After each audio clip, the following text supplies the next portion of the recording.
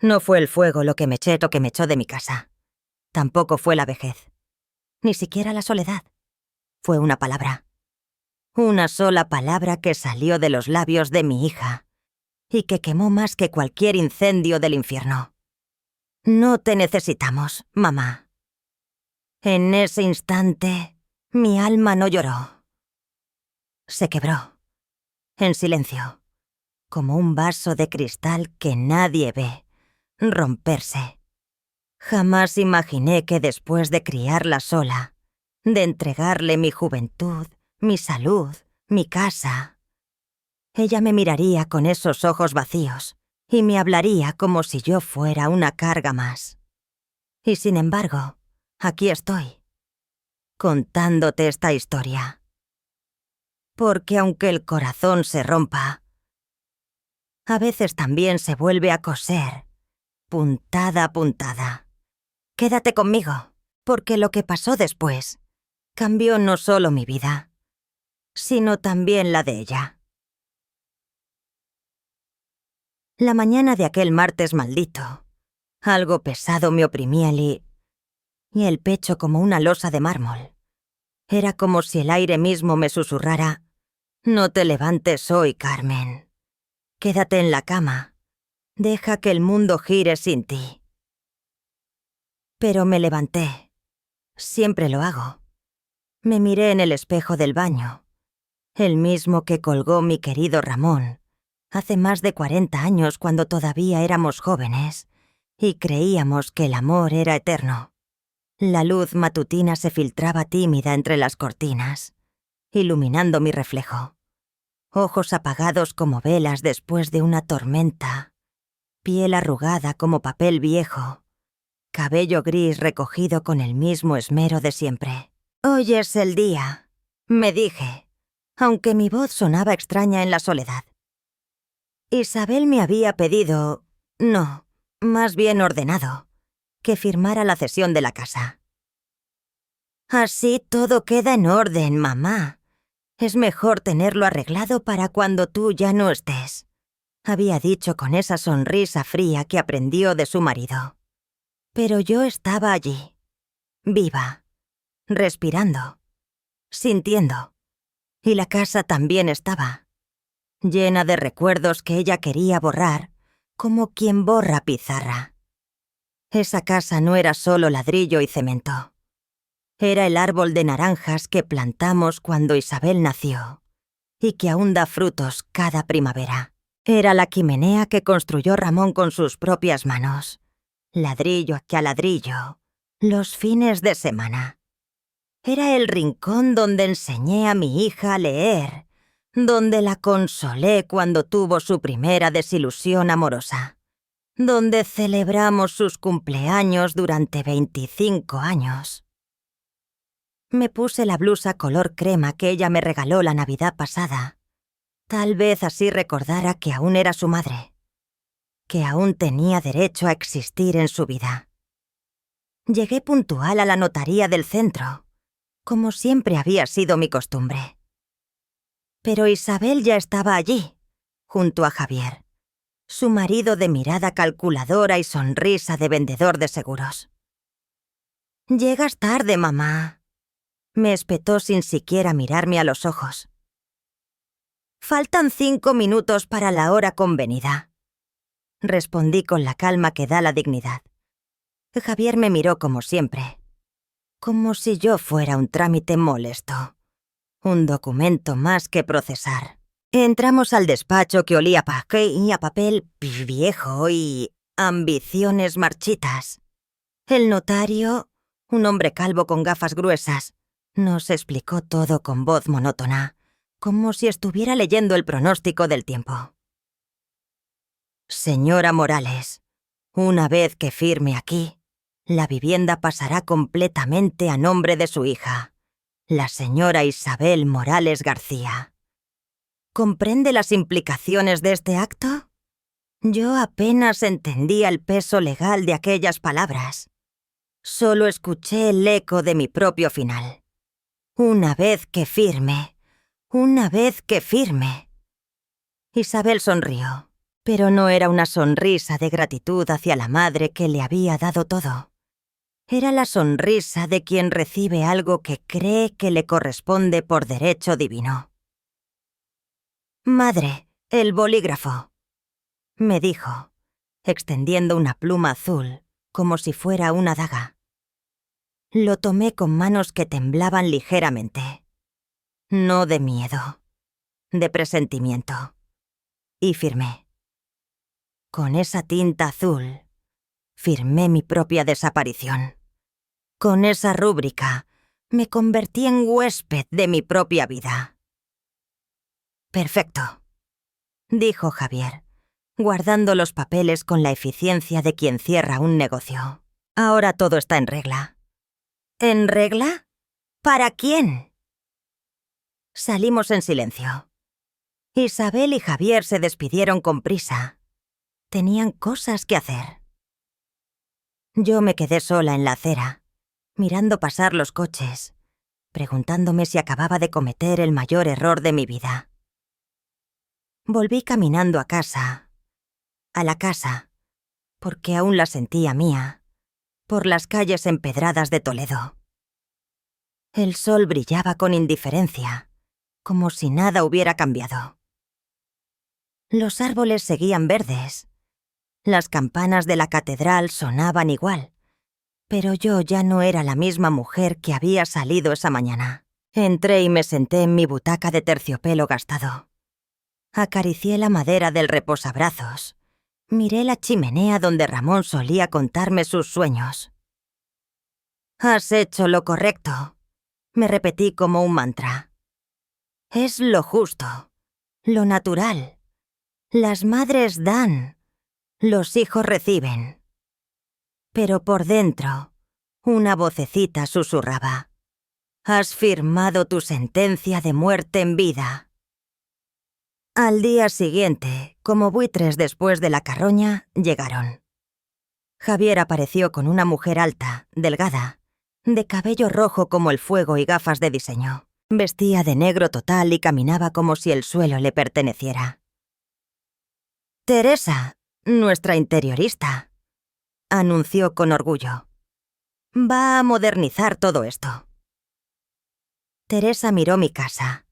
Mis paredes, mis muebles, mis recuerdos, como si fueran desperdicios de una época muerta. «Estas paredes deben desaparecer completamente. Abriremos todo el espacio. Concepto open space. ¿Y esa chimenea? Dios mío, es completamente anticuada. Es de mi marido. La construyó él mismo», dije con voz apenas audible. «Precisamente por eso», respondió con desdén. «Hay que eliminar todo rastro del pasado». No entendía ese mundo nuevo donde lo viejo era pecado, donde los recuerdos estorbaban, donde la historia personal se desechaba como papel usado. ¿Desde cuándo amar el pasado se había vuelto un crimen? Esa misma semana, me convirtieron en una extraña en mi propia casa. «Madre, hemos pensado que sería mejor para tu comodidad que te mudes a la habitación de la planta baja», anunció Isabel con voz melosa, como si me estuviera ofreciendo un regalo. «Así no tendrás que subir escaleras. A tu edad es más seguro. La habitación de la planta baja, el antiguo cuarto de servicio. Una habitación sin historia, sin alma, sin ventanas que miraran al jardín donde Ramón y yo solíamos tomar café las tardes de domingo. Pero ese cuarto es tan pequeño», murmuré. «Madre, a los 67 años, ¿qué tanto espacio necesitas realmente?», intervino Javier con esa lógica fría que usaba para todo. «Además, tendrás tu propia televisión. Podrás ver tus programas sin molestar a nadie. Sin molestar a nadie». Esas palabras se clavaron en mi pecho como astillas de vidrio. ¿Cuándo me había convertido en una molestia? Mis cosas, mis fotos de boda, las cartas de amor de Ramón, los libros que había leído 1000 veces, las cortinas que había bordado con mis propias manos. Todo fue empaquetado en cajas de cartón barato. No te preocupes, mamá. Solo guardamos lo esencial, dijo Isabel mientras supervisaba el traslado. El resto son... bueno, solo cosas viejas. Cosas viejas. Mi vida entera reducida a cosas viejas. La nueva habitación olía a humedad y olvido. Tenía una ventana diminuta que daba a un muro de ladrillo descascarado. Ni una brizna de luz natural. Ni un pedazo de cielo. Me dijeron que me habían puesto una televisión nueva para que no me aburriera. Como si mi vida fuera tan vacía que solo pudiera llenarse con programas de televisión. Yo no dije nada. ¿Qué podía decir? Gracias por dejarme existir en el rincón más oscuro de la casa que construí. El día del Santo de Isabel. 15 de julio. Día de Santa Isabel de Portugal. Preparé mi empanada gallega, como había hecho todos los años durante 25 años. Era nuestra tradición. Nuestra. Pasé toda la mañana en la cocina que ya no sentía mía. Hice la masa a mano, como me enseñó mi madre. Mezclé el relleno con el amor de siempre. Atún, huevos cocidos, cebolla dorada hasta el punto perfecto. Cuando la puse sobre la mesa del comedor, que ahora tenía mantel nuevo y platos que no reconocía, Isabel me miró con una mezcla de molestia y pena. «Ay, mamá, hemos encargado postres en la nueva pastelería francesa del centro. No hacía falta que te tomaras tantas molestias. No hacía falta. 25 años de tradición. No hacían falta». Mi empanada quedó sobre la encimera, intacta, como un monumento a todo lo que ya no importaba. Esa noche lloré en silencio en mi cuarto prisión. No por la empanada. Eso era solo el símbolo. Lloré porque me habían borrado de sus rituales. Ya no era parte de sus celebraciones. Me habían convertido en una figura decorativa. Un mueble viejo que se tolera pero que ya no tiene función. Y lo peor de todo, una parte de mí empezaba a creer que tenían razón. Agosto llegó con su calor asfixiante, pero nada comparado con el fuego que ardía en mi alma.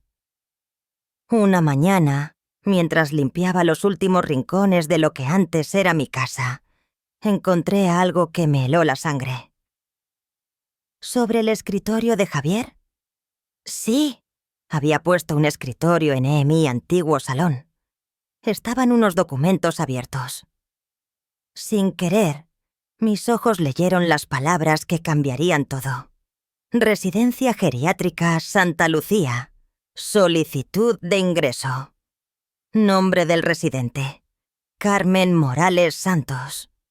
Solicitante familiar: Isabel Morales García. Mi nombre, escrito con la letra de mi propia hija. Las piernas se me doblaron como cañas al viento. Me senté en la silla más cercana, una silla nueva que no reconocía, y leí cada línea con la minuciosidad de quien lee su propia sentencia de muerte. La solicitante considera que su madre necesita cuidados especializados debido a su avanzada edad y creciente dependencia. ¿Dependencia? ¿Yo? Yo que me levantaba cada día a las 6 de la mañana, que limpiaba, que cocinaba, que cuidaba el jardín. Yo que caminaba 3 kilómetros diarios, sin ayuda de bastón ni medicamentos. El deterioro cognitivo y físico de la paciente requiere supervisión profesional las 24 horas. ¿Deterioro cognitivo? Yo que recordaba cada fecha importante, cada cumpleaños, cada aniversario. Yo que aún leía sin gafas y resolvía crucigramas en 15 minutos. Las manos me temblaron al pasar las páginas. Había fotos. Mis fotos. Tomadas sin mi conocimiento. Una donde estaba en pijama regando las plantas a las 6 de la mañana. Otra donde lloraba en mi cuarto después del incidente de la empanada. Una más donde dormía en y nos dormí aquí en el sofá viendo televisión. Cada imagen había sido manipulada para hacerme ver frágil, confundida, abandonada. Mi propia hija había documentado mi supuesta decadencia como un detective fotografía evidencias de un crimen. El formulario estaba casi completo. Solo faltaba una cosa: mi firma. Y al final del documento, una nota adhesiva amarilla con la letra de Javier. Pendiente: hacer firmar a C el consentimiento. Decirle que es para el seguro médico. El aire se me escapó de los pulmones como si me hubieran apuñalado. Iban a mentirme. Iban a engañarme para que firmara mi propio destierro. Escuché la llave en la puerta. Rápidamente volví a colocar los papeles en su lugar y me dirigí a mi cuarto celda, con el corazón galopando como caballo desbocado. Isabel entró cantando, como si encerrar a su madre fuera motivo de alegría. «Mamá, ¿dónde estás?», gritó desde la entrada. «Aquí estoy, hija», respondí, tratando de que mi voz sonara normal. Entró a mi cuarto con una carpeta en las manos y esa sonrisa que ahora reconocía como la mueca del depredador.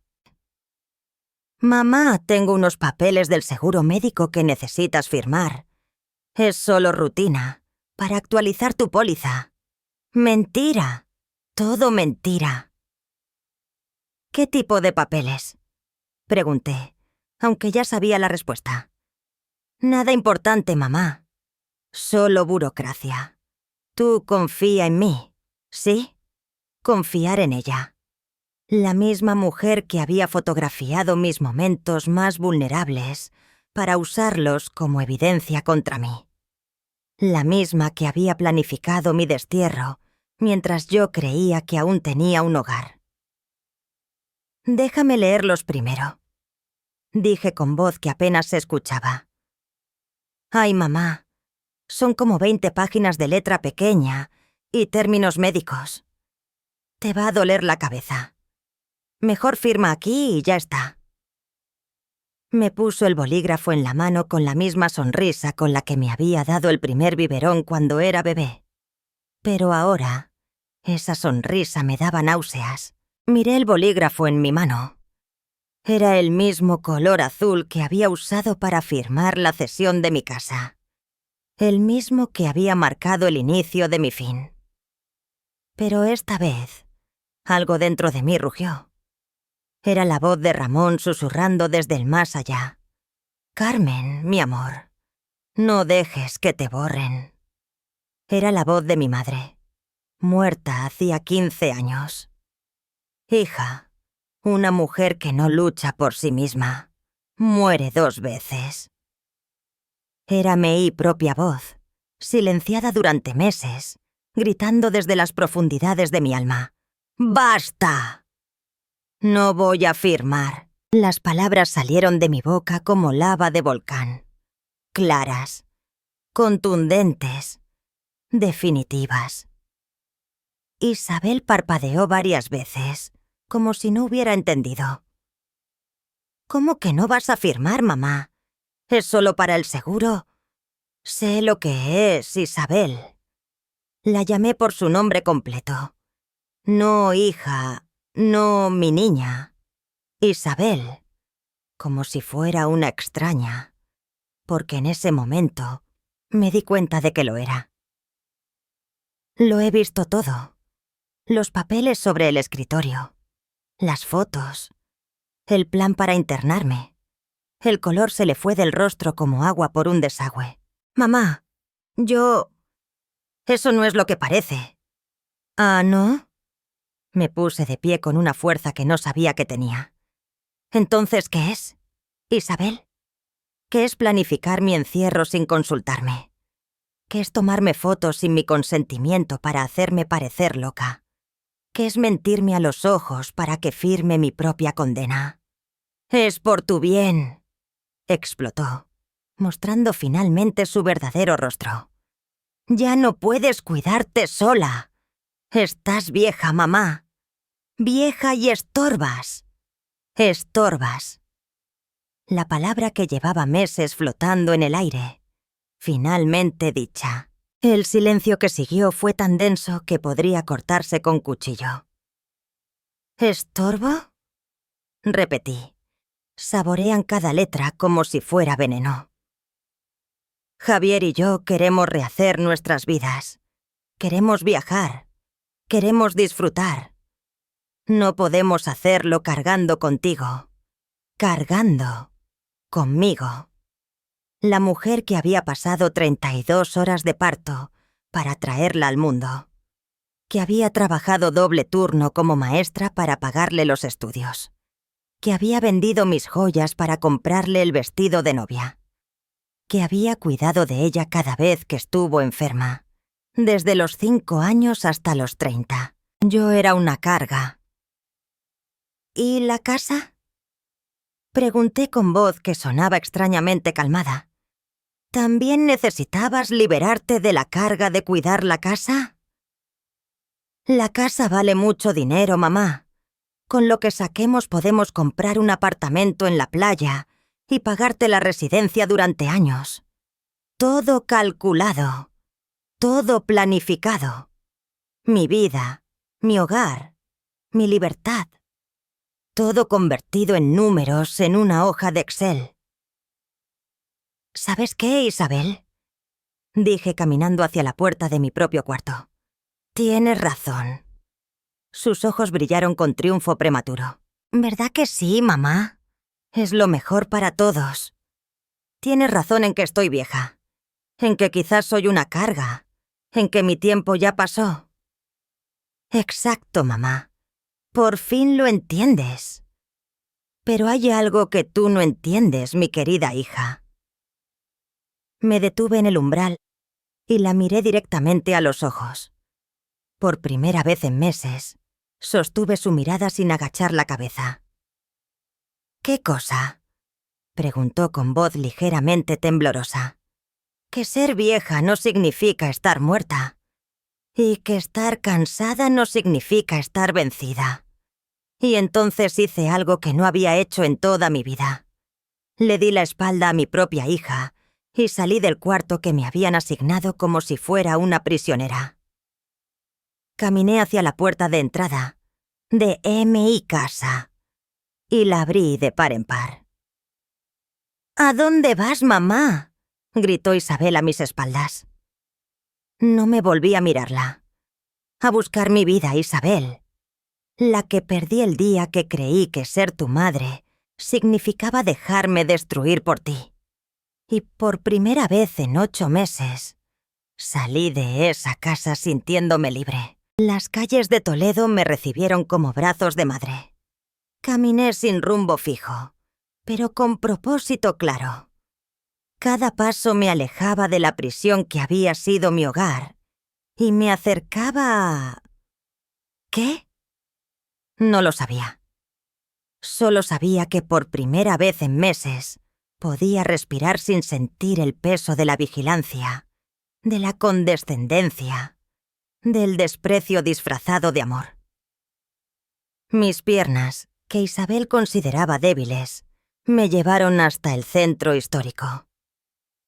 Pasé por la catedral donde me había casado con Ramón 43 años atrás. Las piedras doradas brillaban bajo el sol de agosto, como si fueran oro verdadero. Me senté en un banco frente a la puerta del perdón. ¡Qué ironía! Y saqué de mi bolso lo único que había guardado cuando salí. La última carta que Ramón me escribió antes de morir. La había leído 1000 veces, pero hoy las palabras cobraron un significado nuevo. Mi querida Carmen, si estás leyendo esto, es porque ya no estoy contigo. Pero quiero que sepas algo. Tu vida no termina conmigo. Tienes tanto que dar, tanto que vivir. No dejes que nadie te convenza de que ya no vales. Eres la mujer más fuerte que conozco. Vuélvelo a ser, vuélvelo a ser.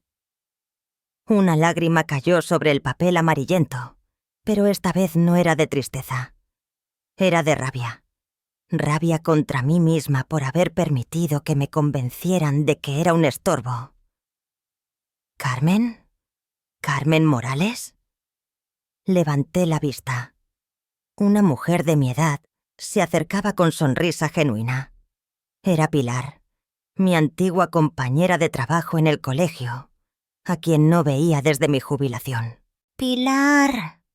Me puse de pie y nos abrazamos como solo pueden abrazarse las amigas que se reencuentran después del olvido. «Pero mujer, ¿qué haces aquí sola? ¿Cómo estás? Te he echado tanto de menos». Y entonces, sin poder evitarlo, se me rompió la presa. Le conté todo.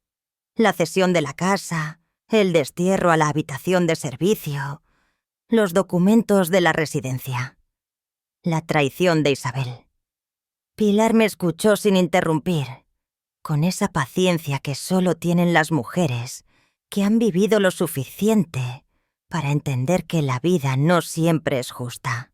«Carmen», dijo cuando terminé mi relato, «tú sabes que lo que han hecho contigo es un delito». «¿Delito?» «Se llama violencia intrafamiliar contra personas mayores.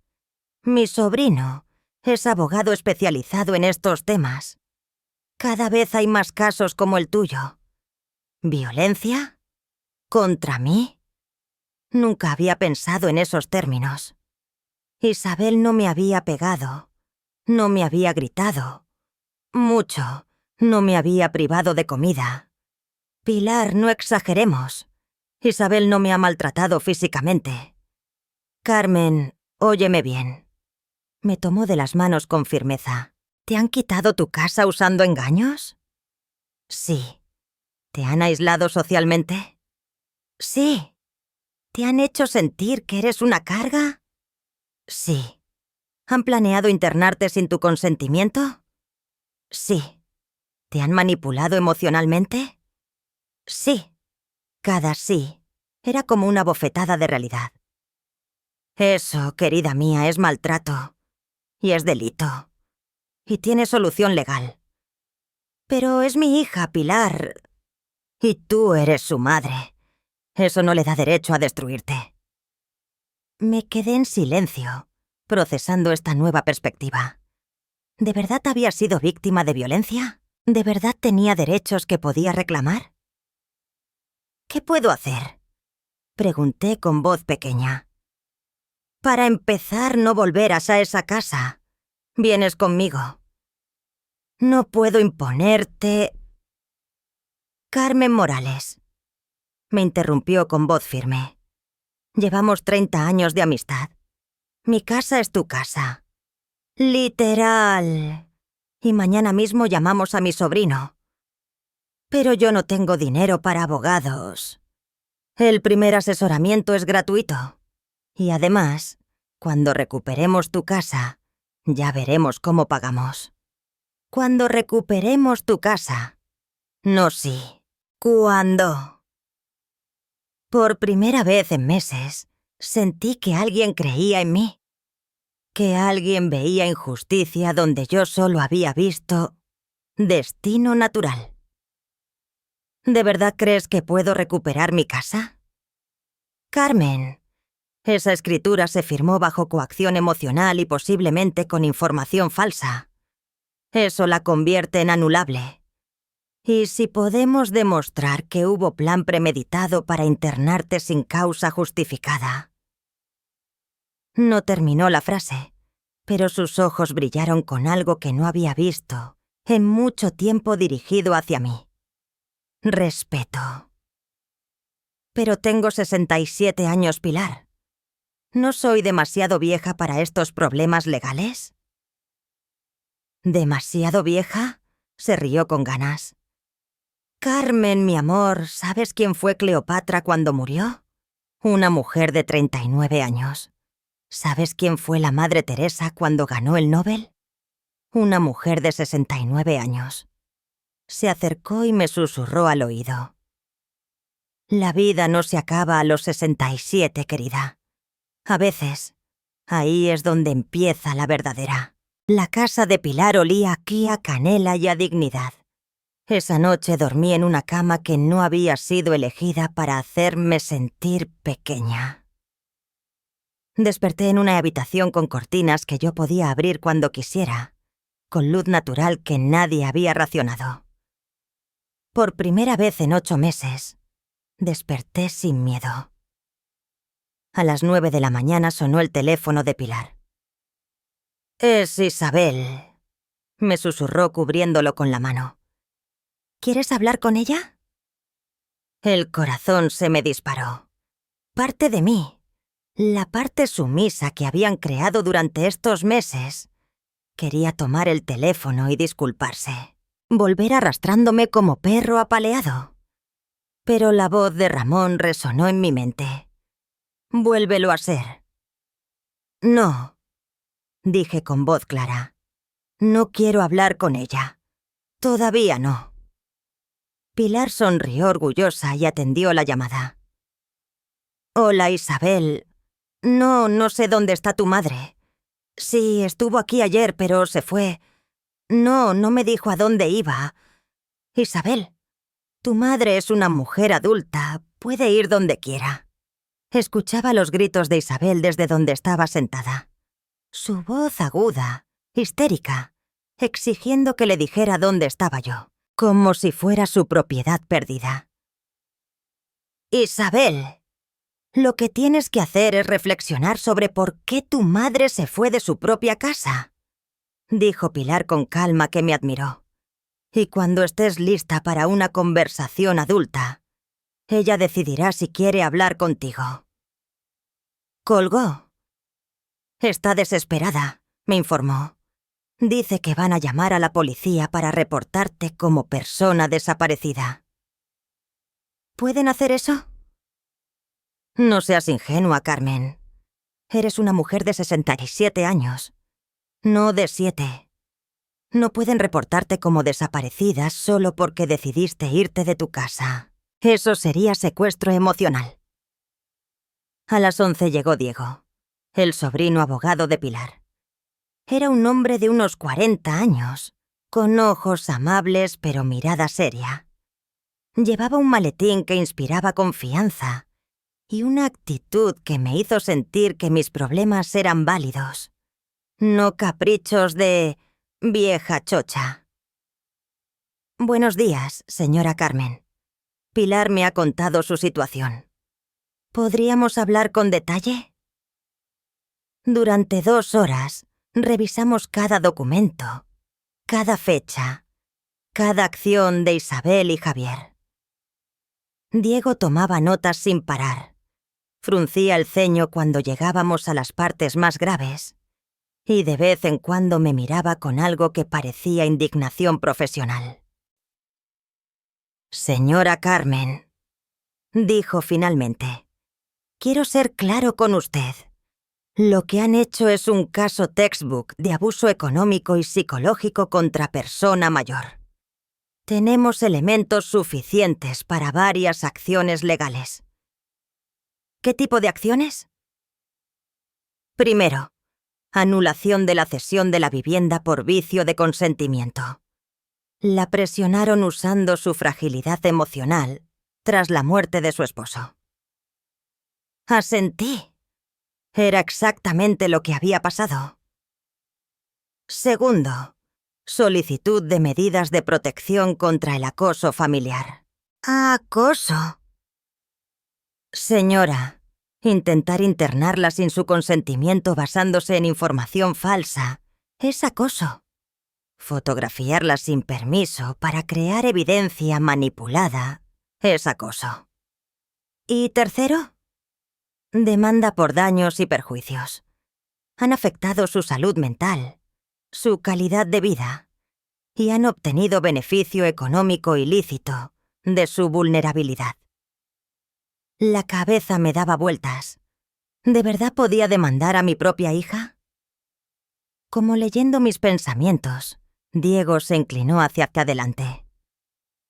«Señora Carmen, sé que es difícil tomar acciones legales contra familia, pero piénselo así. Si usted no hubiera sido su madre, sino una extraña, y ellos hubieran hecho todo esto, ¿qué pasaría? Irían a la cárcel, respondí sin dudar. Exacto. El hecho de que sea su hija no le da derecho a destruir su vida. Pilar me tomó de la mano. Carmen, no tienes que decidir hoy, pero al menos sepas que tienes opciones, que no estás indefensa. ¿Cuánto tiempo tengo para decidir? Para la anulación de la escritura tenemos 1 año desde que se firmó. Para las otras acciones, podemos iniciarlas cuando usted se sienta preparada. En ese momento sonó mi teléfono. Era Isabel. Los 3 nos quedamos mirando la pantalla como si fuera una bomba a punto de explotar. ¿Contesto?, pregunté. Es su decisión, dijo Diego. Pero si contesta, recuerde, usted ya no está sola. Ya no está indefensa. Tiene opciones. Respiré profundo y contesté. ¡Carmen! ¡Carmen! ¿Dónde te has metido? Hemos estado preocupadísimos. Preocupadísimos. La misma mujer que había planeado internarme a mis espaldas. Estoy bien, Isabel. Mamá, ven a casa inmediatamente. No puedes andar por ahí como una loca. Como una loca. Ahí estaba otra vez la estrategia. Hacerme sentir incapaz, desequilibrada, problemática. Pero esta vez tenía público. Diego y Pilar me miraban con expresiones que me daban fuerza. Isabel, dije con voz que sorprendió incluso a mí por su firmeza. No voy a volver a esa casa. Silencio del otro lado. Luego, explosión. ¿Cómo que no vas a volver? Es tu casa. No, Isabel. Ya no es mi casa. Tú me lo dejaste muy claro cuando me la quitaste y cuando planeaste internarme sin mi consentimiento. Yo nunca... Eso es... Mamá, estás confundida. No estoy confundida, Isabel. Estoy más lúcida que nunca. Y por primera vez en mi vida adulta, le colgué el teléfono a mi hija. El silencio después de colgar fue ensordecedor. Miré el teléfono en mis manos como si fuera un arma que acabara de disparar. ¿De verdad había colgado a mi propia hija? ¿De verdad había dicho no con esa firmeza? ¿Cómo se siente?, preguntó Diego con una sonrisa que mezcla orgullo profesional y humano.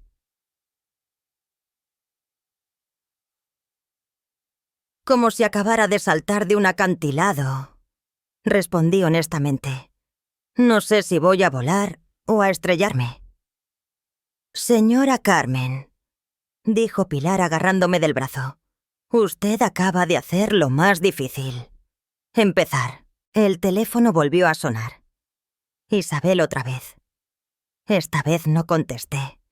Sonó 5 veces más en los siguientes 10 minutos. Van a venir, dije con certeza. Van a venir a buscarme. Que vengan, dijo Diego cerrando su maletín. Pilar me ha puesto al tanto de la situación. Yo me quedo unas horas más. Y si vienen, que me expliquen a mí por qué creen que pueden obligar a una mujer adulta a volver a una casa donde la han maltratado. Maltratado. Esa palabra otra vez. Empezaba a sonar menos extraña en mis oídos. No tuvimos que esperar mucho. A las 2 de la tarde, el timbre de Pilar sonó con la insistencia de quien no acepta un no por respuesta. Pilar se asomó por la ventana. Son ellos, Isabel y el marido. Y vienen con alguien más. Parece oficial. El corazón se me hundió hasta los pies. ¿Policía? No estoy segura. Diego, ¿puedes...? Diego se acercó a la ventana y observó. Es un trabajador social del ayuntamiento. Deben haber llamado diciendo que usted está incapacitada o en estado de confusión. ¿Incapacitada? La rabia que llevaba días acumulándose finalmente encontró su salida. ¿Cómo se atreven? Carmen, tranquila, me dijo Diego. Esto es exactamente lo que necesitábamos. ¿Cómo que lo que necesitábamos? Van a acusarla de estar confundida o incapacitada delante de un funcionario oficial. Eso nos da evidencia perfecta de la estrategia de invalidación psicológica que han estado usando contra usted. El timbre siguió sonando, ahora acompañado de golpes en la puerta. ¡Pilar! Sabemos que mi madre está ahí. ¡Abre la puerta! La voz de Isabel sonaba histérica, desesperada. ¿Quiere enfrentarlos? Me preguntó Diego. Porque si no se siente preparada, puedo salir yo solo. Pensé en Ramón. En sus últimas palabras. Vuélvelo a ser. Pensé en mi madre, que había criado 6 hijos sola después de que mi padre muriera en la guerra. Pensé en todas las veces que había cedido, que había bajado la cabeza, que había elegido la paz sobre la dignidad. Voy a enfrentarlos, dije poniéndome de pie. Pero no sola. ¿Vendrán conmigo? Hasta el final, me aseguró Pilar. Es mi trabajo, confirmó Diego. Abrimos la puerta. Isabel se abalanzó hacia mí como un huracán. «Mamá, gracias a Dios. Estábamos desesperados. Pensábamos que te había pasado algo terrible». Intentó abrazarme, pero yo di un paso atrás. Su cara de confusión fue reemplazada inmediatamente por irritación. «Mamá, ya basta de tonterías. Nos vamos a casa. Ahora». «No». Una palabra. 2 letras. Pero sonó como cañonazo. «¿Cómo que no?», intervino Javier por primera vez. «Carmen, estás confundida. Has preocupado a Yola Isabel toda la noche. Esto no es normal». El trabajador social, un hombre joven con libreta en mano, se acercó. «¿Señora Carmen Morales?» «Sí». «Soy Miguel Santos, trabajador social del ayuntamiento. Hemos recibido un reporte de que podría estar usted en situación de riesgo o confusión». «¿Quién hizo ese reporte?», interrumpió Diego presentándose como mi abogado. Isabel y Javier se quedaron helados al escuchar la palabra abogado. «Lo hicimos nosotros», dijo Isabel recuperándose. «Mi madre tiene 67 años y ayer desapareció de casa sin decir nada. Está actuando de forma errática». «¿Errática?», repetí. «¿Salir de mi propia casa es errático?». «Tu casa», explotó Javier. «Ya no es tu casa. Tú nos la cediste». Silencio absoluto. Miguel Santos levantó la vista de su libreta y miró a Javier con interés profesional. «¿Perdón? ¿La señora Carmen cedió su casa?». Diego sonrió. Era la sonrisa del cazador que acaba de ver a su presa caer en la trampa. «Señor Santos», dijo con voz oficial, «¿le gustaría conocer los detalles de esa cesión? Porque tengo aquí documentación muy interesante sobre cómo se obtuvo». El trabajador social miró alternativamente a Isabel, a Javier, a Diego y a mí. «Creo que necesitamos hablar todos juntos. Con calma y con detalle». Isabel se dio cuenta de que las cosas no iban como esperaba. «No es necesario. Mamá, por favor, no hagas esto más difícil».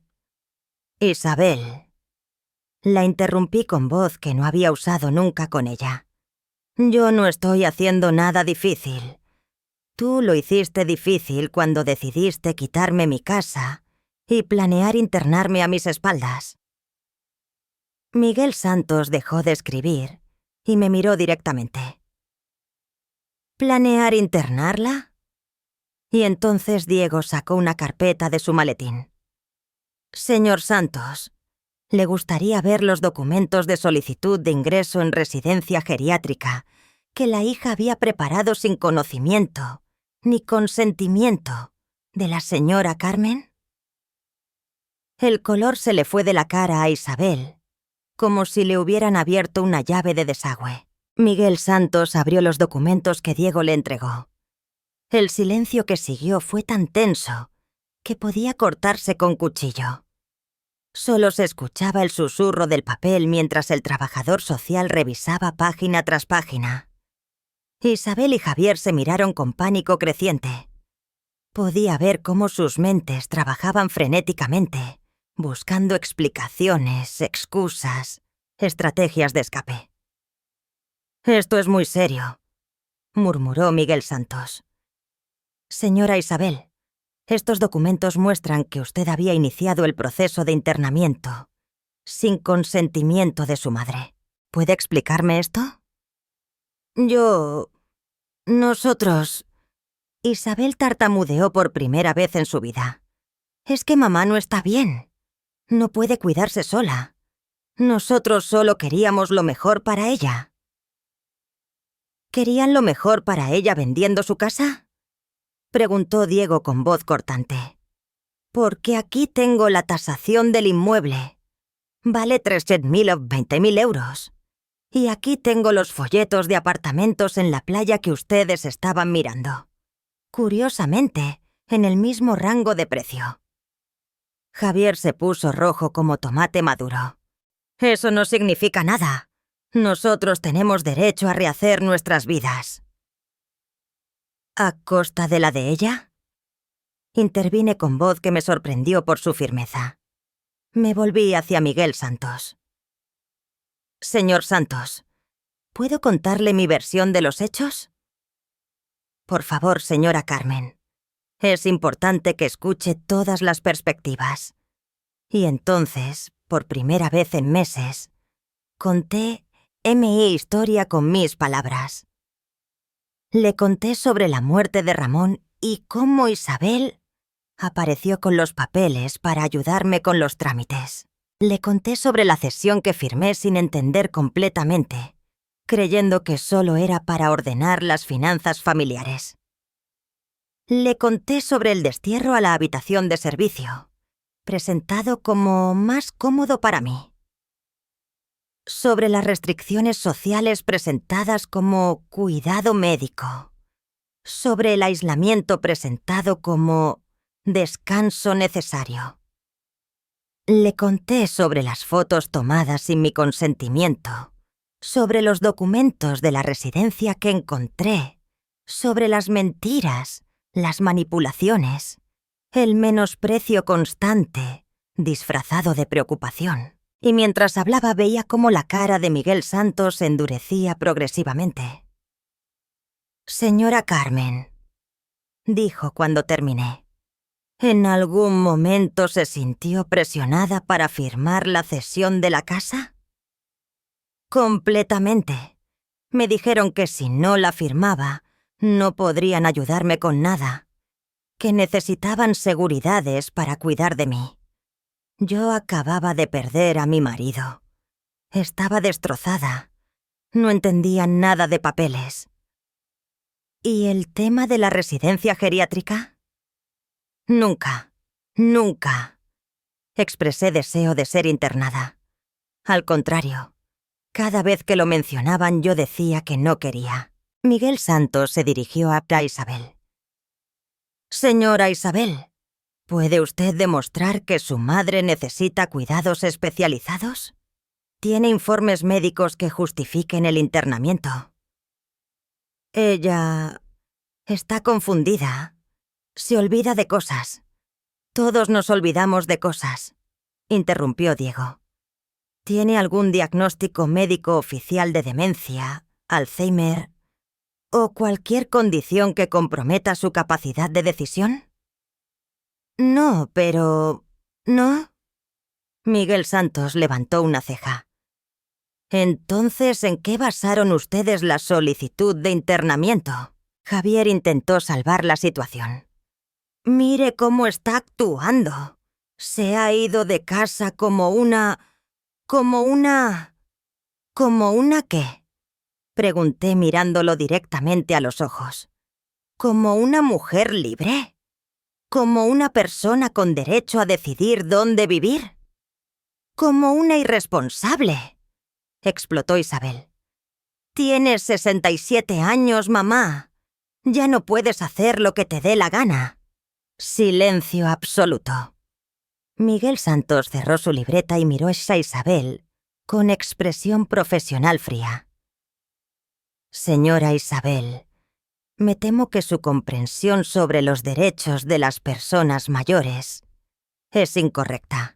Una persona de 67 años, sin diagnóstico de incapacidad mental, tiene exactamente los mismos derechos de autodeterminación que cualquier adulto». Se volvió hacia mí. «Señora Carmen, ¿usted quiere volver a vivir con su hija?» «No», respondí sin dudar. «Ya no me siento segura ahí». «¿Tiene usted lugar donde quedarse?» «Sí. La señora Pilar me ha ofrecido su casa mientras resuelvo mi situación». «¿Y esa situación incluye recuperar su vivienda?» Miré a Diego. Él asintió levemente. «Sí, voy a luchar por recuperar mi casa y por demostrar que la cesión se obtuvo mediante coacción emocional». La cara de Isabel se descompuso completamente. «Mamá, no puedes... Somos familia». «Sí, Isabel, somos familia. Por eso duele tanto que hayas intentado destruirme». Miguel Santos cerró su libreta definitivamente. «Bien. No veo evidencia alguna de que la señora Carmen necesite intervención por incapacidad. Al contrario, la veo perfectamente lúcida y capaz de tomar sus propias decisiones». Se dirigió a Isabel y Javier. «Sin embargo, sí veo evidencia de posible abuso económico y psicológico contra persona mayor. Voy a abrir una investigación oficial». Isabel se tambalea como si la hubieran abofeteado. «¿Una investigación?» «Sí. Y hasta que se resuelva, cualquier acción contra la señora Carmen será considerada acoso familiar». Javier explotó. «Esto es ridículo. Ella es nuestra responsabilidad». «No», dijo Miguel Santos con autoridad. «Ella es su propia responsabilidad. Ustedes no son sus tutores legales. Ella es una mujer adulta y libre. Por primera vez en 8 meses, alguien me había devuelto mi humanidad». Cuando Isabel y Javier se fueron, derrotados, furiosos, pero sin poder hacer nada más, me desplomé en el sofá de Pilar como un globo al que le hubiera salido todo el aire. «¿De verdad acaba de pasar eso?», susurré. Miguel Santos, que se había quedado para completar su informe, me miró con algo que no había visto en meses en los ojos de nadie. «Respeto. Señora Carmen, lo que acaba de hacer requiere un coraje extraordinario. La mayoría de las personas en su situación nunca se atreven a defenderse». «No me siento valiente», admití. «Me siento aterrorizada». «El coraje no es la ausencia de miedo», dijo Diego guardando sus documentos. «Es actuar a pesar del miedo». Miguel Santos terminó de escribir y cerró su carpeta.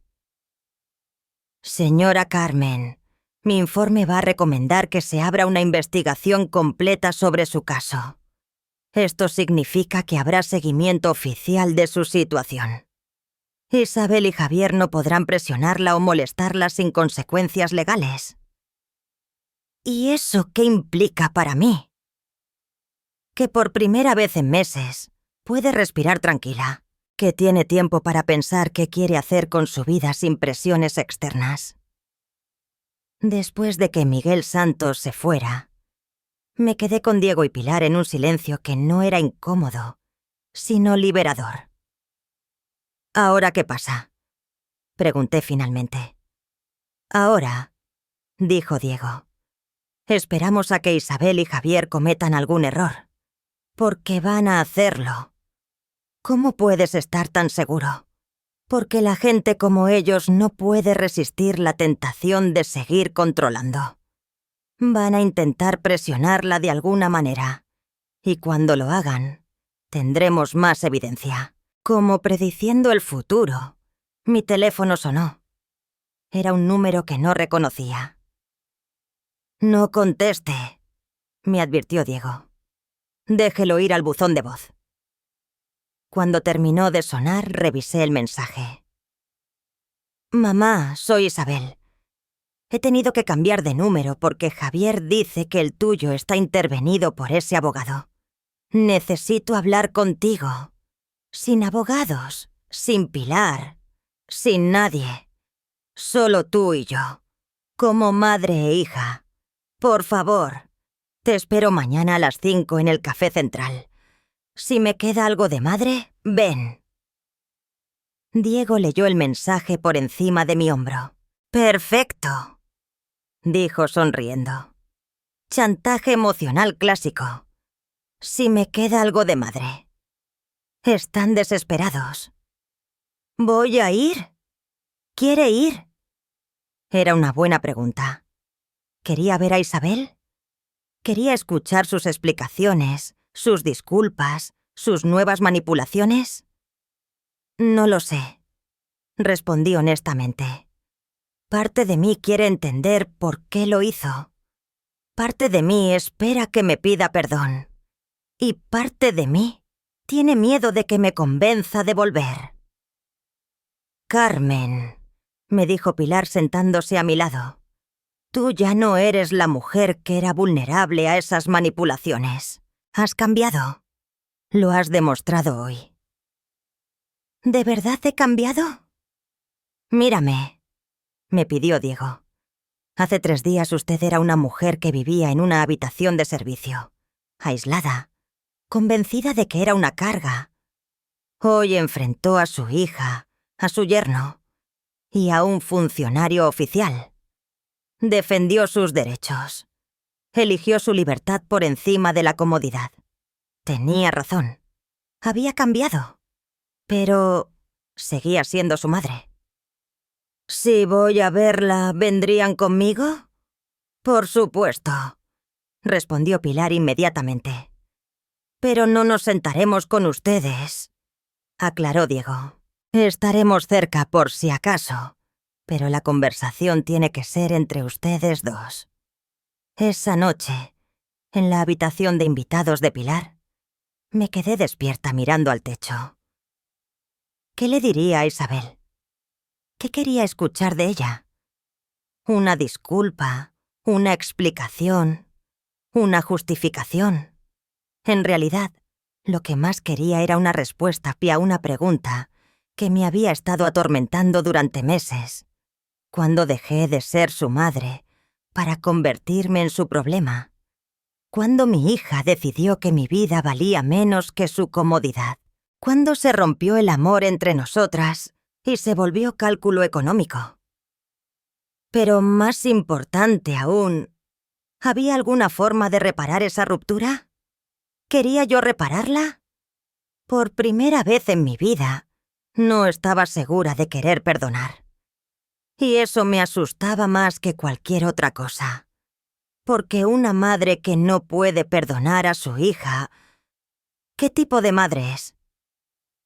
A las 3 de la madrugada tomé una decisión. Iría a ver a Isabel.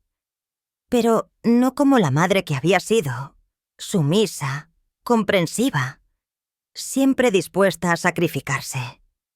Iría como la mujer que estaba aprendiendo a ser, libre, digna y con derecho a exigir respeto. Aunque eso significara perder a mi hija para siempre. Al día siguiente, a las 5 menos 10 de la tarde, estaba sentada en una mesa del Café Central, con las manos temblando ligeramente alrededor de una taza de té, que no había tocado. Diego y Pilar estaban en una mesa al otro lado del local, fingiendo leer periódicos pero manteniéndome en su campo visual. A las 5 en punto exactas, Isabel entró. Se veía diferente, más pequeña, de alguna manera. Los hombros caídos, el maquillaje menos perfecto de lo habitual. Por un momento, me recordó a la niña que corría hacia mis brazos cuando tenía pesadillas. Pero cuando se sentó frente a mí, esa impresión se desvaneció. «Mamá», dijo, y su voz tenía ese tono que conocía tan bien. El de quien está a punto de pedirme algo. «Isabel», respondí, manteniendo mi voz neutral. «Gracias por venir.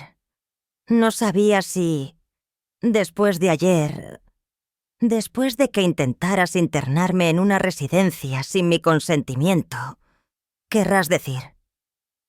Se estremeció ligeramente. «Mamá, hay cosas que no entiendes. Papá murió y te quedaste tan perdida. Nosotros solo queríamos cuidarte. Cuidarme o cuidar mi dinero. Eso no es justo».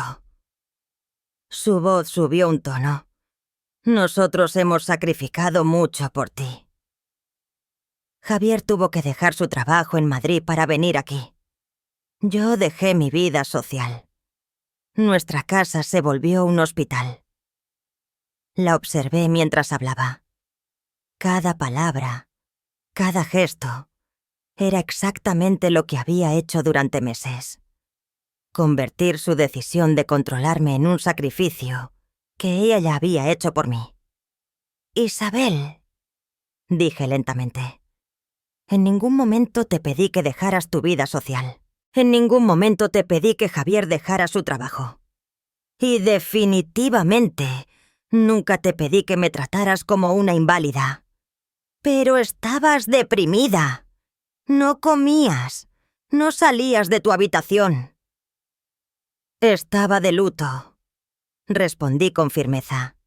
«Acababa de perder al hombre que amé durante 40 años. ¿Esperabas que estuviera bailando flamenco?» «No, pero...». «Y cuando finalmente empecé a salir de esa habitación, ustedes me encerraron en la habitación de servicio. Era más cómoda para ti. Era más cómoda para ustedes no tenerme estorbando en su casa». Isabel me miró como si la hubiera bofeteado. «¿Su casa? ¿Es tu casa, mamá? ¿De verdad? Porque cuando quise invitar a amigas, me dijiste que no era apropiado. Cuando quise cambiar la decoración de mi habitación, me dijiste que no era necesario. Cuando quise cocinar, me dijiste que era peligroso para mí. Estábamos protegiéndote». «¿De qué, Isabel? ¿De vivir?» Se quedó callada por un momento. Luego, sus ojos se llenaron de lágrimas. «Mamá, sé que cometimos errores, pero nosotros te queremos. Eres nuestra familia». Por un segundo, me ablandé. Las lágrimas de mi hija siempre habían sido mi debilidad. Pero entonces recordé la conversación que había escuchado sobre venderme como un problema resuelto. Recordé los folletos de apartamentos en la playa. Recordé los papeles de la residencia. «Isabel, ¿me quieres o quieres mi casa?» Esa pregunta es horrible. Pero es la pregunta correcta, ¿no? Porque si me quisieras a mí, habrías respetado mis decisiones. Si me quisieras a mí, no habrías intentado internarme sin mi consentimiento. Mamá, la residencia era porque así podrían vender mi casa y comprarse el apartamento en la playa sin que yo pudiera protestar. Se quedó blanca. Eso no es... No es que... Isabel, ¿no es verdad? Porque tengo las tasaciones, tengo los folletos, tengo los documentos. Isabel comenzó a llorar en serio. Mamá, sí, está bien si pensamos en mudarnos, pero era por nuestro futuro. Javier y yo no tenemos hijos. No tenemos nada asegurado para nuestra vejez. ¿Y yo? ¿Qué pasa con mi vejez? ¿Con mis últimos años? Tú estarías cuidada en la residencia. Yo estaría muerta en la residencia, Isabel, porque una vez que perdiera mi casa, mi independencia, mi dignidad, ya no quedaría nada de mí. Se limpió las lágrimas con una servilleta. Mamá, ¿qué quieres? ¿Que te pidamos perdón? Está bien, te pido perdón. ¿Quieres que deshagamos todo? No podemos. Ya firmaste la cesión. Y ahí estaba, el verdadero Isabel, la que aparecía cuando se quitaba la máscara de hija preocupada. ¿Sabes qué, Isabel? Tienes razón. Ya firmé la cesión. Bajo coacción emocional, sin asesoramiento legal, aprovechando mi estado de duelo. Pero la firmé. Entonces... Pero eso no significa que sea válida. Y voy a luchar para anularla. Se quedó con la boca abierta. No puedes hacer eso. ¿Por qué no? ¿Porque soy vieja? ¿Porque soy tu madre? ¿Porque se supone que debo ser agradecida por su cuidado? Porque somos familia. Me levanté de la mesa. Isabel, durante 67 años, pensé que sabía lo que significaba ser familia. Pensé que significaba amor, respeto, cuidado mutuo. Y eso es lo que nosotros... No, la interrumpí. Lo que ustedes hicieron fue tratarme como una posesión, como un obstáculo, como un problema a resolver. Mamá, por favor. ¿Sabes cuál es la diferencia entre el amor y la posesión, Isabel? El amor respeta las decisiones de la otra persona, incluso cuando no las entiende. La posesión las controla. Si te vas, si haces esto, nunca te lo voy a perdonar. Y ahí estaba la amenaza final. El último intento de control. Me volví hacia ella con una sonrisa triste. Isabel, ya me perdiste el día que decidiste que tu comodidad valía más que mi dignidad. Lo que pase a partir de ahora depende de ti. ¿A dónde vas a ir? ¿Qué vas a hacer? ¿Qué vas a hacer? Voy a vivir. Voy a recuperar mi casa. Voy a tomar mis propias decisiones. Voy a ser libre. Tienes 67 años. Exacto. Y no voy a desperdiciar ni uno solo de los años que me quedan siendo prisionera en mi propia vida. Dejé dinero en la mesa para mi té y me dirigí hacia la puerta. «¡Mamá!», me gritó. «Esto no se va a quedar así». Me detuve y me volví por última vez. Tienes razón, Isabel. No se va a quedar así. Va a empeorar. Para ustedes. Y salí del café con la cabeza bien alta. Cuando salí del café central, Diego y Pilar me estaban esperando en la acera. «¿Cómo te fue?», preguntó Pilar tomándome del brazo. «Como esperaba», respondí. «Isabel sigue siendo Isabel». «¿Qué significa eso?», preguntó Diego. «Significa que va a luchar. Y nosotros también». Al día siguiente, Miguel Santos me llamó a primera hora. «Carmen, tengo noticias. Buenas y... complicadas». «Dime primero las buenas». Las tasaciones de la casa que encontramos son suficientes para demostrar premeditación. También conseguí las grabaciones de las cámaras de seguridad del banco el día que firmaste la cesión. ¿Y qué muestran? Te ves claramente angustiada. Isabel está entablando constantemente, casi sin dejarte respirar. Javier tiene todos los papeles preparados de antemano. Cualquier juez verá que fue coacción. ¿Y las noticias complicadas? Isabel contrató a un abogado ayer por la tarde. Sebastián Morales. El nombre me sonaba familiar. ¿Es bueno? Es caro, respondió Miguel.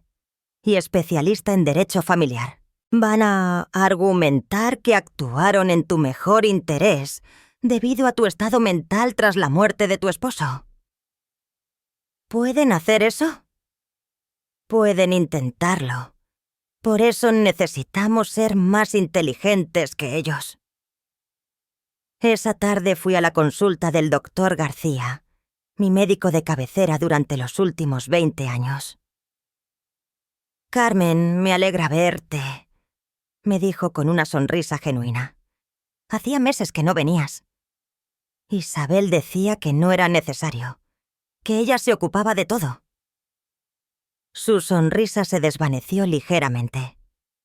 «¿Isabel decidía sobre tus citas médicas?» «Isabel decidía sobre todo en mi vida, doctor. Pero ya no más. Le conté todo.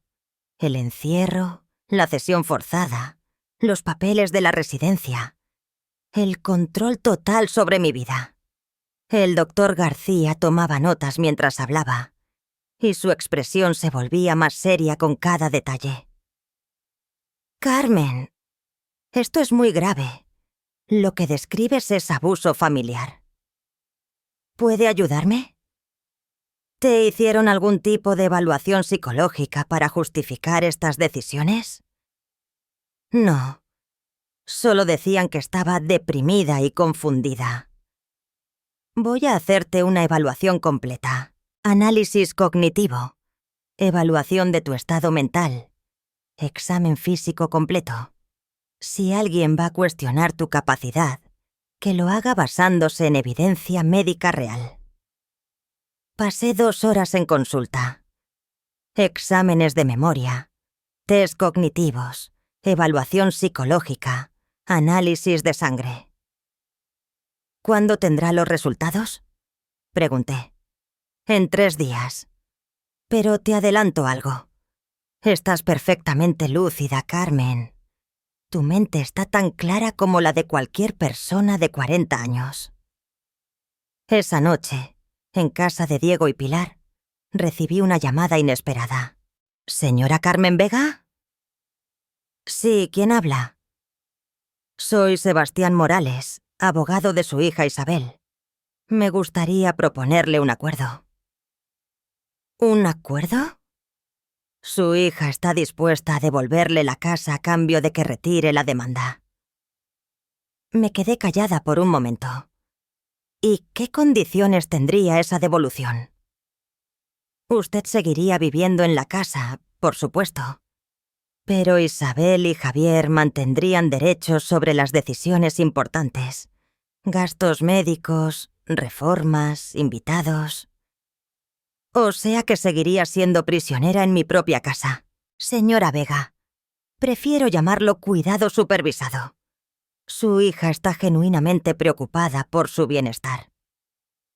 Señor Morales, permítame ser muy clara. No quiero el cuidado supervisado de Isabel. Quiero mi libertad. Señora, comprenda que su hija podría testimoniar sobre su estado tras la muerte de su esposo. Sobre comportamientos irregulares. Ahí estaba la amenaza. ¿Qué tipo de comportamientos irregulares? Episodios de confusión, olvidos, decisiones irracionales. ¿Cómo qué decisiones irracionales? Como querer vivir solas a los 67 años, después de un duelo traumático. Me reí. Literalmente me reí. Señor Morales, ¿sabe cuál es la diferencia entre usted y mi abogado? ¿Cuál? Que mi abogado ha visto las grabaciones del banco donde su clienta me coaccionó para firmar la cesión. Ha visto las tasaciones que hicieron de mi casa antes de hablar conmigo de mudarme. Ha visto los folletos de apartamentos que compraron con MI dinero. Silencio al otro lado de la línea. Y además, continué, mi médico de cabecera va a testificar que mi estado mental es perfectamente normal, que nunca tuvo indicaciones de tratarme por confusión o problemas cognitivos. Señora Vega, ¿sabe qué más, señor Morales? Si Isabel quiere una batalla legal, la va a tener. Pero no va a ser tan fácil como pensaba. Su hija la ama, señora. Todo lo que hizo fue por amor. El amor no encierra, el amor no engaña, y el amor no roba. Piénselo bien, señora Vega. Una batalla legal puede ser muy desgastante para una persona de su edad. Señor Morales, tengo 67 años, no 90, y he criado a 2 hijos, enterrado a un esposo, trabajado durante 40 años y mantenido una casa. Creo que puedo manejar un juicio contra mi propia hija. Colgué el teléfono. Pilar me miró desde el sofá. ¿Todo bien? Mejor que bien, le dije. Acaban de cometer un error muy grave. ¿Cuál? Subestimar a la enemiga. Al día siguiente, Miguel Santos me llamó emocionado. Carmen, ¿sabes qué pasó ayer por la noche? ¿Qué?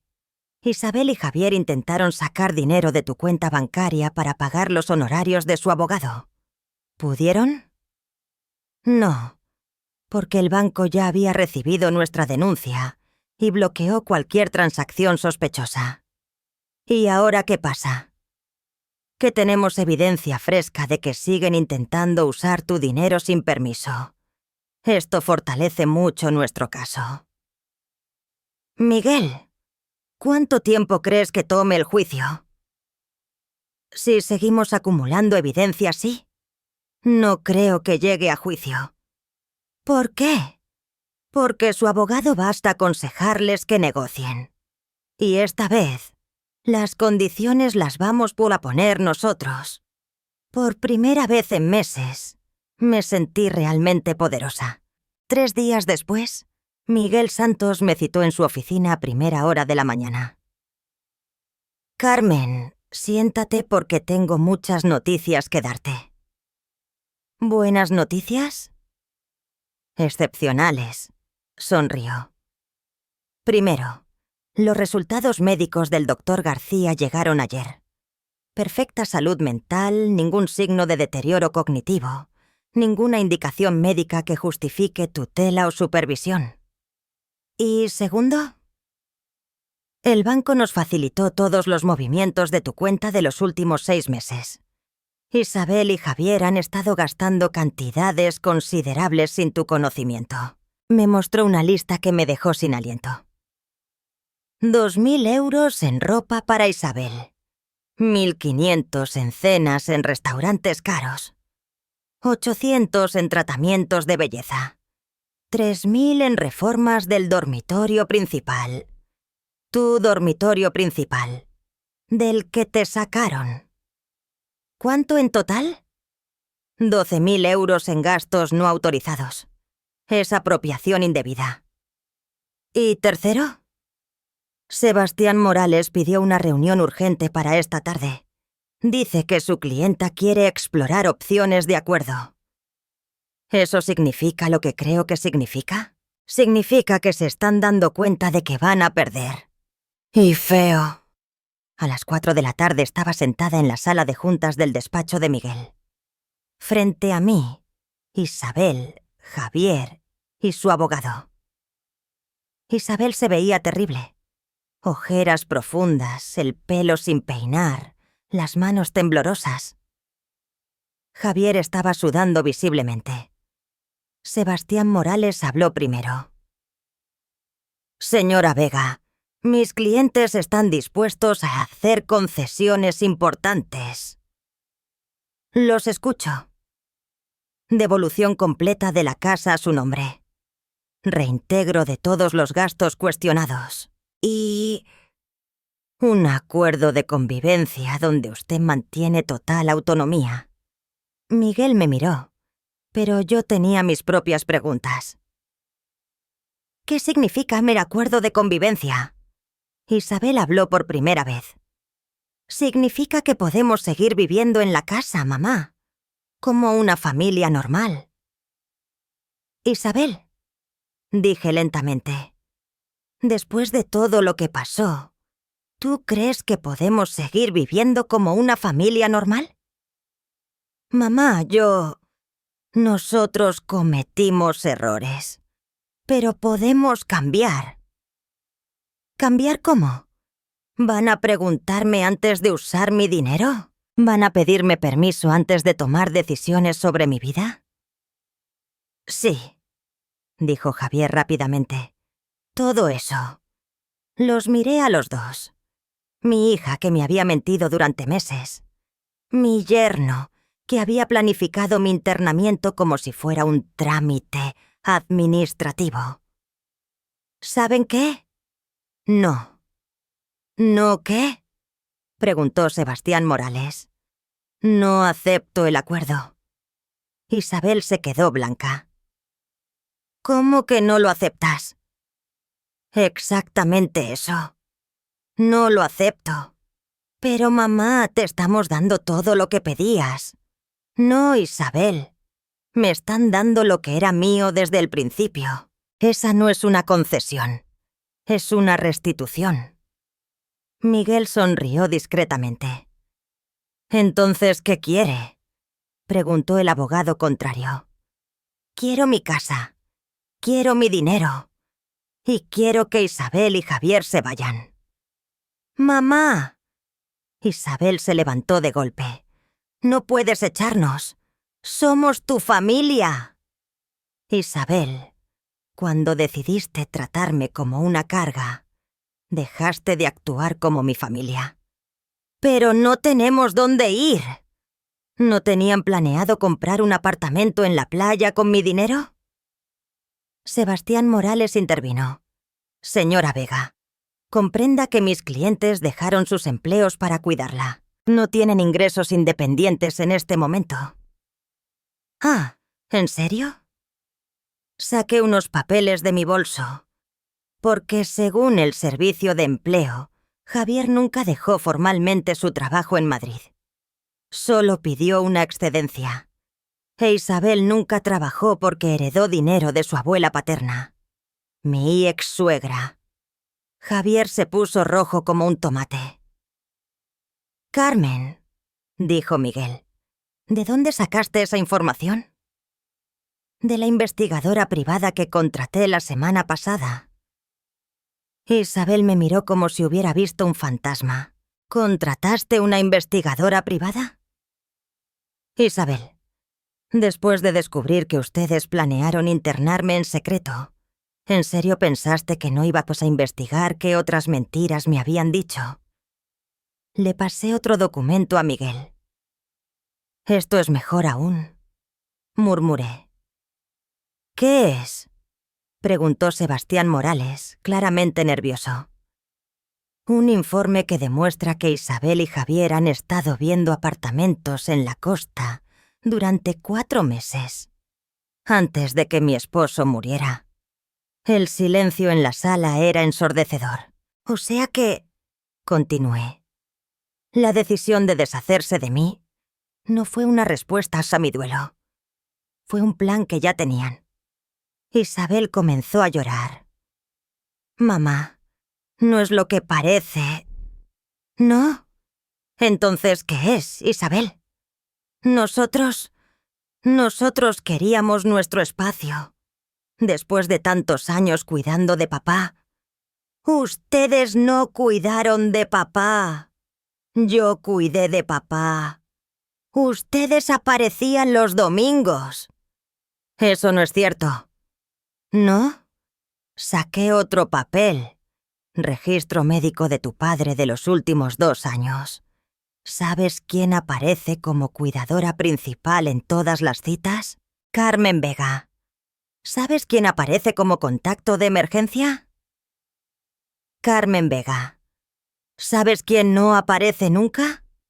Isabel y Javier Ruiz». Miguel estaba disfrutando esto tanto como yo. «Señora Vega», dijo Sebastián Morales. ¿Qué es exactamente lo que quiere? Quiero justicia. Quiero mi casa libre de ocupantes no deseados. Quiero la devolución de todo el dinero mal gastado, con intereses. Y quiero una disculpa pública. ¿Disculpa pública? Isabel le dijo a medio barrio que yo estaba perdiendo la cabeza para justificar por qué me habían encerrado en la habitación de servicio. Quiero que le diga yo a esa misma gente que mentía. «Eso es humillante», gritó Isabel. «¿Y encerrarme en mi propia casa no lo fue?» «Mamá, por favor, somos familia». Me levanté de la silla. «Isabel, voy a decirte algo que debería haberte dicho hace meses. La familia no es solo sangre. La familia es respeto. Es amor. Es cuidado mutuo. Y ustedes perdieron el derecho de llamarse mi familia el día que decidieron que su comodidad valía más que mi dignidad». «¿Y si no aceptamos?», preguntó Javier desafiante. «Si no aceptan», respondió Miguel antes que yo, «los demandamos por apropiación indebida, coacción, abuso familiar y fraude. Y pedimos el máximo de la pena». «¿Cuánto tiempo de cárcel es eso?», preguntó Sebastián Morales. «Para apropiación indebida de más de 10.000 euros, hasta 4 años. Para coacción y abuso familiar, hasta 2 años más. Y los antecedentes penales les harían muy difícil encontrar trabajo». Isabel se desplomó en su silla. «Mamá, no puedes hacernos esto. Isabel», dije con voz firme. «Yo no les estoy haciendo nada. Las consecuencias de sus acciones les están haciendo esto». «¿Cuánto tiempo nos das para decidirnos?», preguntó el abogado. «Hasta mañana a las 5 de la tarde. Es muy poco tiempo. Es más tiempo del que ustedes me dieron a mí para decidir sobre mi vida». Salimos de la reunión y Miguel me invitó a tomar un café. «Carmen, estoy impresionado. ¿Una investigadora privada?» «Se llama Rosa Martín. Es expolicía. Excelente trabajo». «¿Desde cuándo la tienes trabajando?» «Desde el día después de irme de casa. Porque entendí que si iba a pelear, tenía que pelear con información, no con emociones». «¿Y cómo te sientes?» Me quedé pensando un momento. «Poderosa. Por primera vez en meses me siento poderosa». Al día siguiente, a las 2 de la tarde, estaba almorzando tranquilamente en casa de Diego y Pilar, cuando sonó el timbre. «Yo voy», dijo Diego, pero cuando abrió la puerta, su expresión cambió completamente.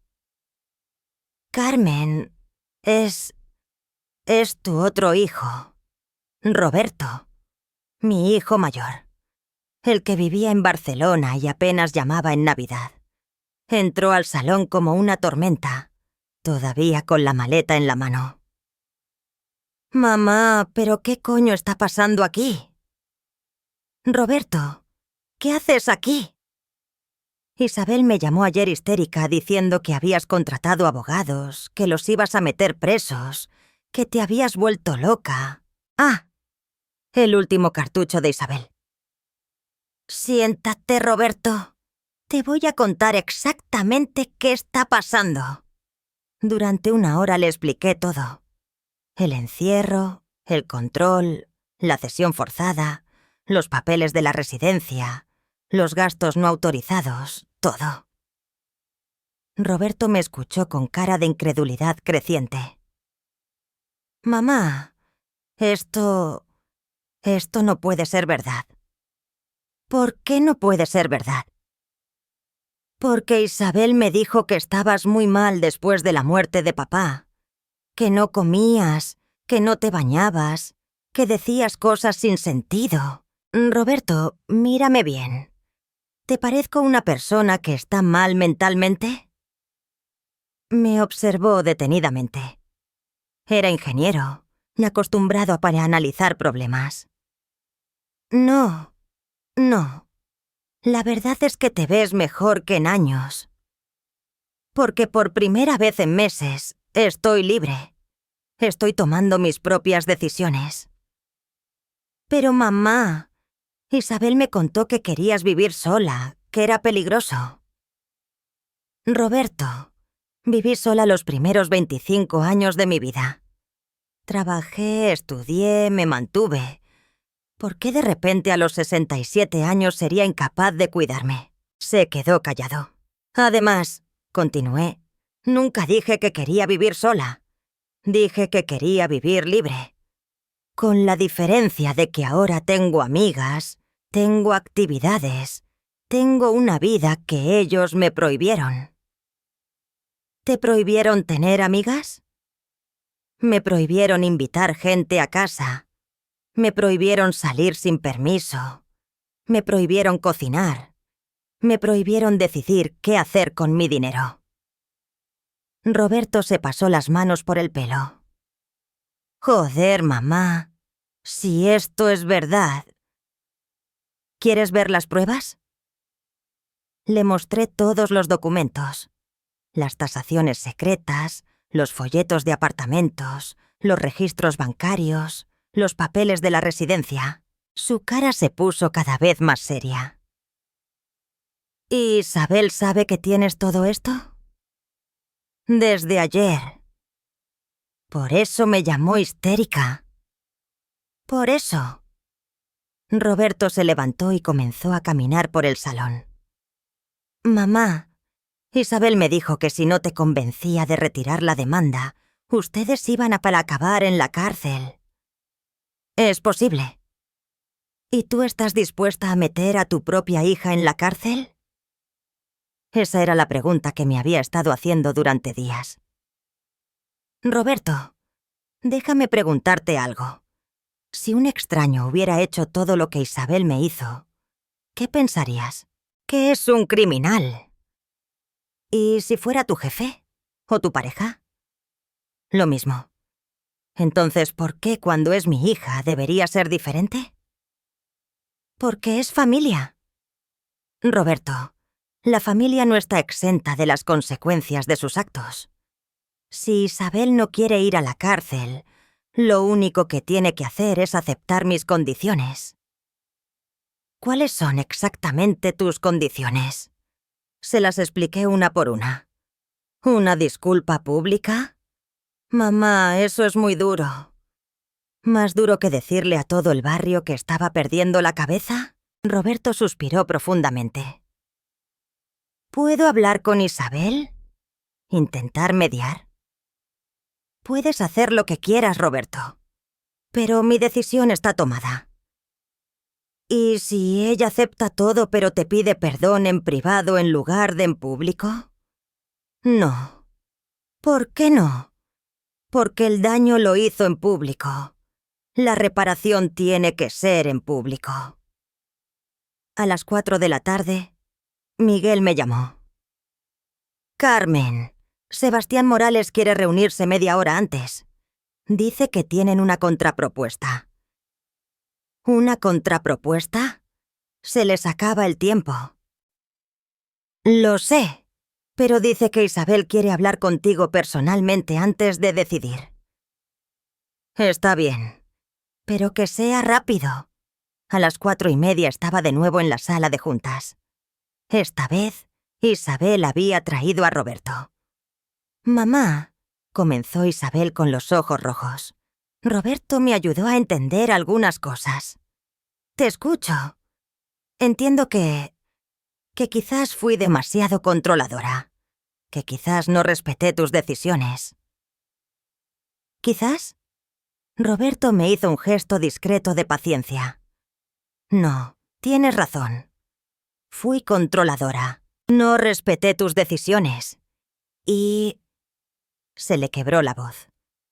Y perdí de vista que eres mi madre. No mi hija. Era un comienzo. ¿Y? Acepto devolverte la casa. Acepto devolver el dinero. Acepto irme. ¿Y la disculpa pública? Isabel me miró con lágrimas en los ojos.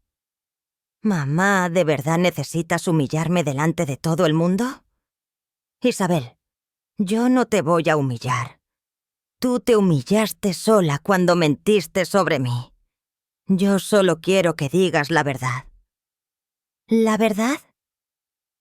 Que no estoy loca, que no necesito supervisión, que las decisiones que tomé sobre mi vida fueron hechas libremente y con plena capacidad mental. Roberto habló. Isabel, eso no es una humillación, es una clarificación. Isabel se quedó callada durante largos minutos. Acepto, dijo finalmente. Pero quiero que sepas que esto me destroza. ¿Te destroza decir la verdad? ¿O te destroza perder el control sobre mi vida? Me destroza perder a mi madre. Y por primera vez en meses, vi algo genuino en sus ojos. No manipulación, no chantaje emocional, dolor real. Isabel, dije suavemente, nunca tuviste que perderme. Solo tenías que respetarme. Es muy tarde para eso. Miré a mi hija, la mujer que me había encerrado en mi propia casa, que había planeado internarme, que había gastado mi dinero sin permiso, pero también la niña que corrió hacia mis brazos cuando tenía pesadillas. No sé, Isabel. Eso depende de si realmente entendiste qué hiciste mal o si solo estás diciendo lo que necesitas decir para evitar la cárcel. Entendí, mamá. Juro que entendí. Entonces tendrás que demostrarlo. Con tiempo. Con acciones. No con palabras. Miguel preparó los documentos en ese momento. Isabel y Javier firmarían la devolución de la casa y el dinero. Se irían en una semana. E Isabel haría una declaración pública corrigiendo lo que había dicho sobre mi estado mental. Cuando todos firmaron, me volví hacia Isabel. Una cosa más. ¿Qué? Quiero que vayas a terapia. Psicológica. Para entender por qué pensaste que tenías derecho a controlar mi vida. Mamá, no es negociable, Isabel. Si algún día quieres reconstruir nuestra relación, ese es el primer paso. Isabel asintió con lágrimas en los ojos. Y después de todo esto, ¿algún día podremos...? No lo sé, Isabel. Pregúntamelo en un año. Estaba sentada en mi cocina, en mi casa, tomando café y leyendo el periódico cuando sonó el teléfono. ¿Carmen? Soy Rosa, la investigadora. Rosa, ¿cómo estás? Muy bien. Te llamo porque acabo de cerrar un caso muy parecido al tuyo. ¿En serio? Una señora de 72 años cuyos hijos querían declararla incapaz para quedarse con su pensión. Me dijo que tu historia la inspiró a luchar. Sonreí. En los últimos meses había recibido varias llamadas así. ¿Cómo acabó? Ganó. Completamente. Sus hijos ahora tienen prohibición de acercarse. Me alegra saberlo. Carmen, deberías escribir un libro sobre esto. Tu historia podría ayudar a muchas personas. Después de colgar, me quedé pensando en esas palabras. A las 11, llegó Diego para nuestro paseo matutino. Habíamos convertido en rutina caminar por el parque todas las mañanas. ¿Cómo amaneciste hoy, Carmen? Pensando en Rosa. Dice que debería escribir un libro. No es mala idea. Has vivido una experiencia que muchas personas necesitan conocer. Mientras caminábamos, pasamos por el banco donde había firmado la cesión. El mismo banco donde ahora tenía una cuenta nueva. Solo a mi nombre, con una contraseña que solo yo conocía. Diego, ¿Sabes qué es lo más extraño de todo esto? ¿Qué? Que me siento más joven ahora que antes de que muriera mi marido. Eso no es extraño, Carmen. Es lógico. ¿Por qué? Porque por primera vez en décadas estás viviendo tu vida, no la vida que otros esperan que vivas. Tenía razón. En casa, mientras preparaba el almuerzo, mi almuerzo, en mi cocina, pensé en todos los cambios de estos meses. Las clases de pintura, los martes y jueves. Había descubierto que tenía talento para los paisajes. El club de lectura, los miércoles. Acabábamos de terminar 100 años de soledad y estaba fascinada. Las cenas con Pilar, los viernes. Habíamos descubierto que ambas adorábamos las películas de misterio. Los viajes cortos, los fines de semana. El mes pasado había ido a Salamanca sola. ¡Sola! Y había sido maravilloso. A las 3 de la tarde, mientras regaba las plantas del jardín, que ahora florecían porque las cuidaba yo, no Isabel, llegó el cartero. «Señora Carmen, una carta certificada». El remitente me sorprendió. «Isabel». Con manos temblorosas, abrí el sobre. «Querida mamá, han pasado 6 meses desde que nos fuimos de casa. 6 meses en los que he ido a terapia todas las semanas, como me pediste. Al principio fui solo para cumplir contigo, pero poco a poco he empezado a entender cosas sobre mí misma que nunca había visto. Mi terapeuta dice que desarrollé un patrón de control después de años de sentir que no tenía control sobre nada en mi propia vida, y que cuando papá murió, tuve tanto miedo de perderte a ti también, que decidí protegerte controlándote. Sé que no es excusa. Sé que lo que hice estuvo mal, terriblemente mal, pero quiero que sepas que estoy trabajando en cambiar. No para recuperar tu perdón, sino porque entendí que necesito hacerlo. Javier y yo nos separamos hace 2 meses. Resulta que él también tenía patrones de control que yo no veía cuando los ejercía contigo. Pero sí vi cuando empezó a ejercer lotos conmigo. Conseguí trabajo como administrativa en una oficina. Es un trabajo simple, pero me gusta la independencia económica. Mamá, no te escribo para pedirte que me perdones, ni para pedirte que me dejes volver. Te escribo para decirte algo que debería haberte dicho hace años. Estoy orgullosa de ti. Estoy orgullosa de la mujer fuerte que eres. Estoy orgullosa de cómo luchaste por tu libertad. Y me da vergüenza haber tardado tanto en verlo. Si algún día, en el futuro, sientes que quieres verme, estaré aquí. Pero si nunca quieres hacerlo, también lo entenderé. Te amo, mamá. Y espero que seas muy, muy feliz. Isabel. Terminé de leer la carta con lágrimas en los ojos. Pero no eran lágrimas de tristeza. Eran lágrimas de... ¿liberación? Esa noche, en la cena con Diego y Pilar, les leí la carta. «¿Cómo te sientes?», preguntó Pilar. «Aliviada», respondí. Por primera vez siento que Isabel realmente entendió. ¿Vas a responderle? Todavía no, pero algún día, quizás. ¿Y qué vas a hacer ahora?, preguntó Diego. «Vivir», dije sonriendo. «Simplemente vivir». Al día siguiente comencé a escribir. No un libro, sino un diario. Para mí. Para recordar esta época. Para no olvidar nunca lo que se siente recuperar la libertad. Y mientras escribía, pensé en todas las mujeres de mi edad que quizás están pasando por lo mismo.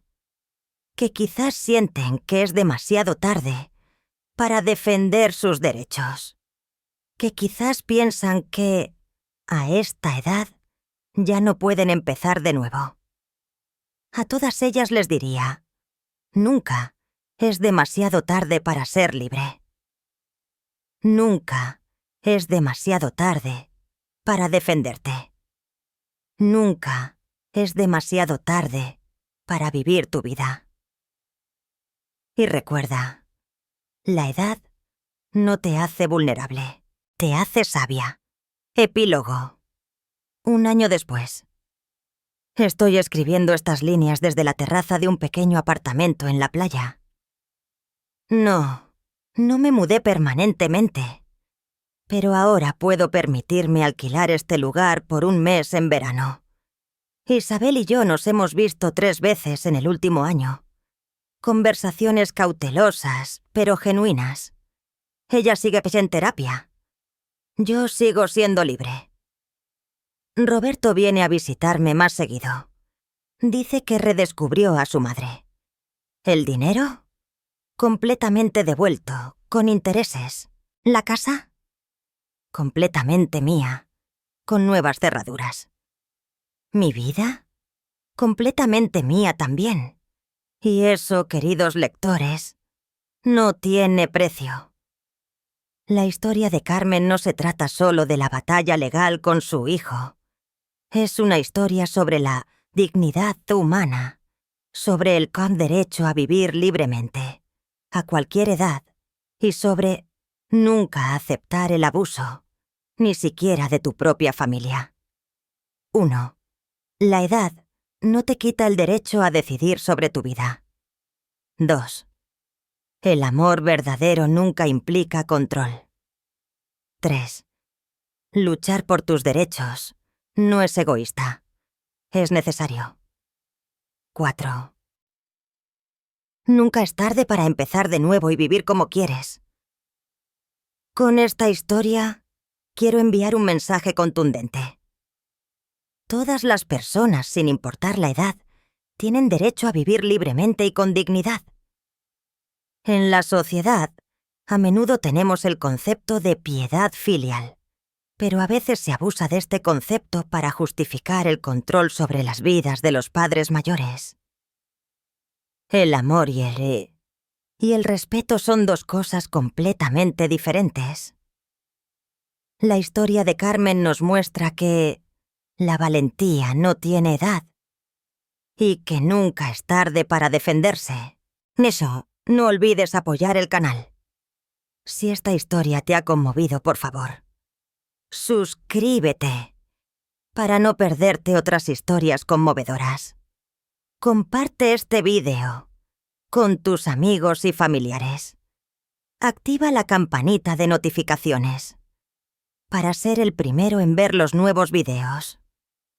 Comenta y comparte tu opinión sobre la historia. Me gusta.